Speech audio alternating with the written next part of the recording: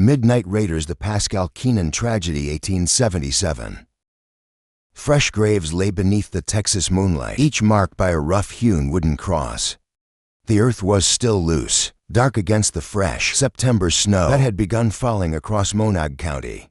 In this desolate stretch of frontier, between the growing cities of Dallas and Wichita Falls, these crude markers stood as silent witnesses to one of the bloodiest attacks of 1870. Welcome to Native Legends and History Stories, where we unearth America's untold frontier history.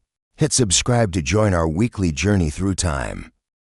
18 Texas Rangers arrived at the scene, their horses' hooves breaking through ice-crusted snow. Lead Ranger A.J. Soule and his men had ridden hard from their camp on Big Sandy, covering 30 miles of treacherous terrain.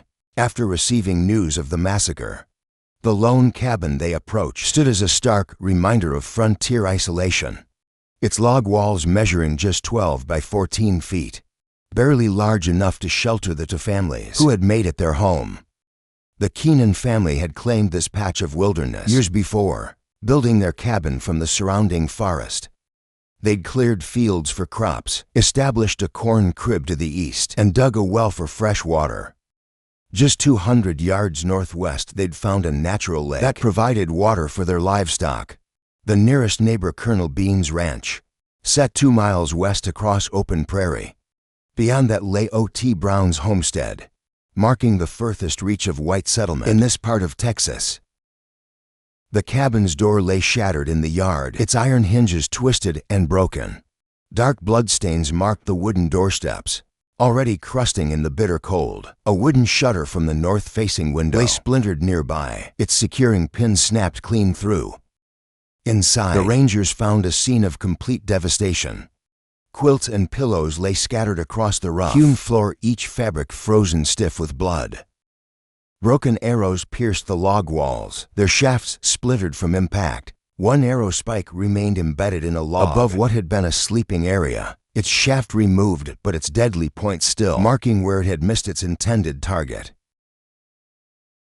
A half-smoked pipe rested on the stone hearth, its tobacco only partially burned, evidence of Mrs. Keenan's last peaceful moment. Her husband was hundreds of miles away in Arkansas, having left weeks earlier with hopes of trading in apples. The journey would have taken him through Indian territory, following established trade routes between frontier settlements. He'd taken one of his children with him, a decision that had inadvertently saved that child's life. Mrs. Susan Pascal's presence in the cabin spoke to another frontier reality. Though neighbors called her widow, records revealed her as abandoned, left to raise 5 children in territory where survival demanded constant vigilance. Her own belongings lay scattered among the Keenans, the two families having shared this tiny space through necessity and mutual support. Her children ranged in age from 18 months to 12 years: Bill, Ben, John, Mary, and Dolly. The cabin's position emphasized its vulnerability. To the south, a small field stretched toward a creek, its crops now withering in the early frost.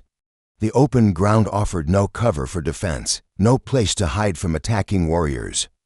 The corn crib to the east stood as the only other structure, its shadows providing the sole refuge. On that moonlit night, the lake to the northwest, usually a blessing for the homestead, had become a staging ground for the attack.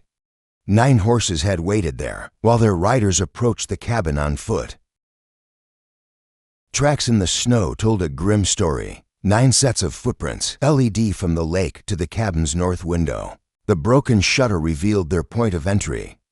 More tracks showed where victims had tried to flee, some barefoot, others in night clothes, all marking desperate attempts at escape.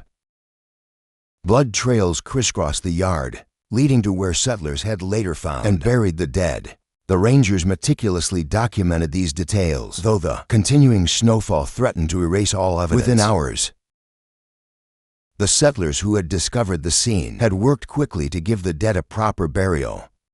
Local men had dug 7 graves on the north side of the cabin, beneath a stand of trees that had once provided shade for children's play.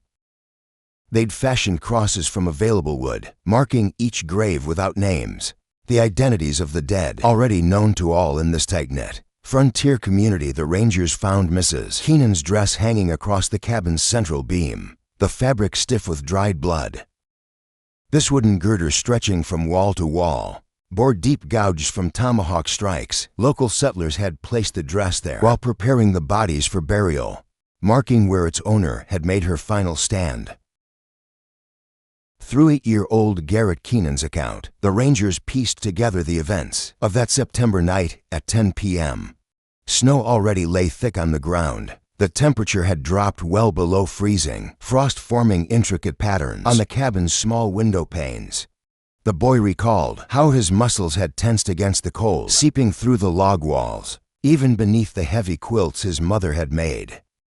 Most of the children lay huddled in their beds, the Pascals on one side of the room, the Keenans on the other. Young Bill Pascal, at 12 years old, kept his arm protectively around 18-month-old Dolly. Ben and John shared another pallet, while Mary curled up near the hearth. Mrs. Pascal had wedged herself between her youngest children, as she did every night since arriving at the cabin. Mrs. Keenan sat alone by the dying fire, her pipe sending thin wisps of smoke toward the rafters. The north-facing window, barely large enough for a man to pass through, was secured by its wooden shutter, a hand-carved pin fashioned from oak, slotted through holes in both the shutter, the log wall on the south wall. The door's iron hinges had been carefully oiled against the cold, the metal catching occasional glint from the firelight. The crash came without warning. A rail likely torn from the nearby fence smashed through the shutter. Oak splinters flew across the room as the pin sheared clean through. The broken pieces scattered across Mary Pascal's bed, some landing in her hair. In the gap appeared a face, painted in stark white and black stripes, eyes gleaming in the firelight. Mrs. Keenan's pipe clattered to the hearthstones. She fell to her knees, hands clasped in desperate prayer, her words mixing English with remembered fragments of her childhood church Latin, filled the space between her and the warrior, now climbing through the window. Snow fell from his moccasins onto the floor, melting into dark patches that would soon be lost among worse stains. One by one, 8 more warriors entered. Their weapons, a mix of traditional tomahawks and captured army knives, caught the fire's light. Some wore strips of cavalry uniforms mixed with native dress. Others were wrapped in buffalo robes. Against the cold, each face bore distinct patterns of paint, but in the chaos that followed, these details blurred into a nightmare, canvas of motion and violence. The children's screams woke echoes in the cabin's rafters. Bill Pascal leaped up, pushing Dolly behind him. Ben and John scrambled from their blankets. Mrs. Pascal reached for the fireplace poker, managing one desperate swing before a tomahawk struck her arm. The Pascal's eldest daughter, Mary, ran for the door but found it already blocked. Garrett watched it all from his bed near the north window, counting each warrior as they entered, marking their weapons, noting their paths through the cabin. Even as blood began to stain the floorboards, his mind recorded details with a clarity born of terror. The distinctive limp of one warrior, the eagle feather worn by another, the cavalry brass buttons glinting on a third stolen jacket. When the warrior's attention turned to Mrs. Pascal's desperate defense of her children, Garrett saw his chance. He slipped from beneath his quilt, bare feet silent on the bloody floor. The same window the warriors had used stood open to the night as he pulled himself through. A knife slashed down, opening a deep cut from his hip to his thigh. The pain came sharp and immediate, but his mother's screams behind him hurt worse than any blade. Blood trailing in the snow, Garrett half ran, half crawled toward the corn crib. 50 yards east of the cabin, the moon cast enough light to find the dense bushes that grew alongside the structure. There, pressing himself into frozen branches, he forced himself to continue watching. Blood soaked through his nightshirt, freezing in the bitter air. But he kept counting, kept tracking each movement. For what seemed like hours, he crouched motionless in his hiding place. When silence finally fell over the cabin, he remained still, watching the window. The warriors emerged as they had entered, one by one through the broken shutter.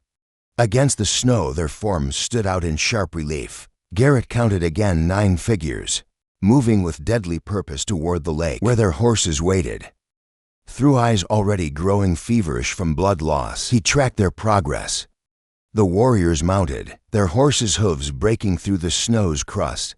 Only when they disappeared over the western hills, their shapes becoming one with the darkness, did Garrett allow himself to move. His legs had frozen stiff, his wound pulling with each step, as he forced himself back toward the cabin that had been his home. The moonlight guided Garrett's stumbling steps back to the cabin. His wound throbbed with each movement, blood frozen in dark patches across his nightshirt.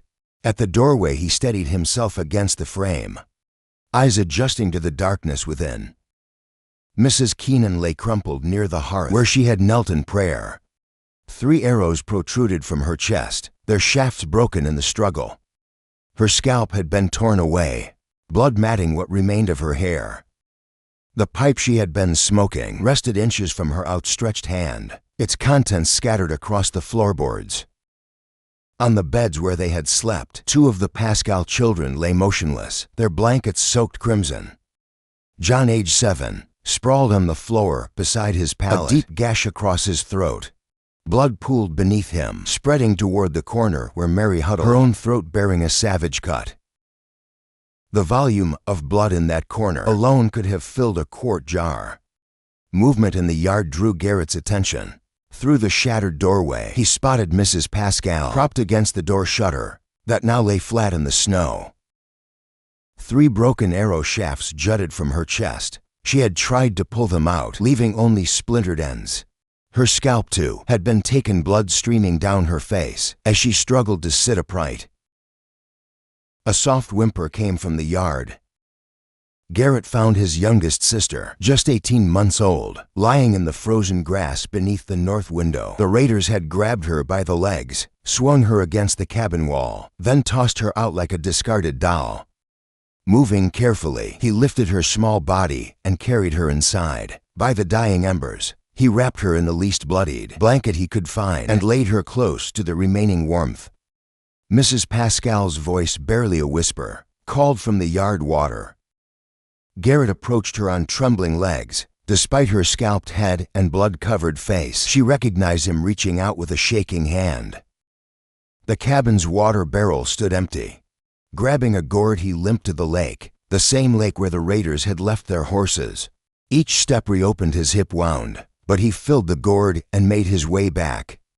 Mrs. Pascal drank deeply, then slumped back against the shutter, her chest stilled. She would never move again. A day passed before a settler rode by the cabin. Garrett, feverish from his wound and exhaustion, called out weakly. The man took one look inside, then spurred his horse toward the nearest settlement to raise the alarm. The following day, neighbors arrived to bury the dead. Mrs. Keenan and 2 of her children, Mrs. Pascal and 3 of her children, 7 graves in total. When the rangers finally reached the scene, the surviving children had been taken to neighboring homesteads. Garrett's father remained unaware of the tragedy, still traveling in Arkansas with the eldest Keenan daughter. Fresh snow had covered any tracks that might have led to the raiders. Weeks later, when a group of rangers returned to collect the corn crop, 300 bushels purchased from the now returning Mr. Keenan, they found both surviving children much changed. The 18-month-old girl showed her head wound proudly, a dark bruise still visible where she had struck the cabin wall. Garrett moved slowly, his hip wound still healing, face drawn with memories no child should carry. Yet he recounted every detail to the rangers, the number of raiders, their weapons, their movements, with a clarity that belied his young age. In the days following the massacre, conflicting accounts emerged from the survivors and witnesses. Medical examinations revealed Mrs. Keenan had lived for 11 days after the attack, conscious through most of her suffering. The arrows and scalping wounds had not killed her immediately. Instead, internal injuries from the assault gradually claimed her life. The Pascal children's fates varied dramatically. Ben, the 12-year-old eldest son, survived despite being speared through the window during his escape attempt. His brother Will made it to the yard before the warriors caught him, his body bearing evidence of extensive knife wounds. Their 7-year-old brother John lingered for 3 days after receiving massive trauma to his abdomen from a heavy war club. Mary, just 4 years old, sustained severe injuries but lived, while 18-month-old Dolly emerged physically unharmed. The Keenan family losses proved equally devastating. Their 12-year-old daughter died within moments of the attack beginning. Her twin brother Garrett survived without physical injury beyond the hip wound he received during his escape. The infant, torn from Mrs. Keenan's arms and slammed against the window frame, lay unconscious in the yard until Robert's son discovered the scene. The next morning, local records placed the family's residence 3 miles south of Forestburg on the Forestburg-Decatur Road. The southeastern portion of Monong County had seen increasing settlement despite its proximity to dangerous territory. The Pascals had 5 children in total: Bill, Ben, John, Mary, and Dolly, while living with the Keenans. When Keenan departed for Arkansas, he took his eldest daughter, approximately 14 years old, in the ox wagon with him, a decision that inadvertently saved her life. Government reports identified the attackers as warriors from the Oklahoma reservations rather than the suspected Comanche raiders. They had breached the cabin through both door and window, using war clubs and captured weapons. Mrs. Pascal's screams had alerted the household when a painted face appeared at the cabin's entrance. The ensuing attack moved with brutal efficiency through the confined space. The final death toll reached 7: Mrs. Keenan and 2 of her children, Mrs. Pascal and 3 of her children. The survivors, Garrett Keenan, his infant sister Ben Pascal, Mary Pascal, and Dolly Pascal, were taken in by neighboring homesteads until Keenan's return. Upon learning of his family's fate, Keenan chose to abandon the frontier entirely, selling his 300-bushel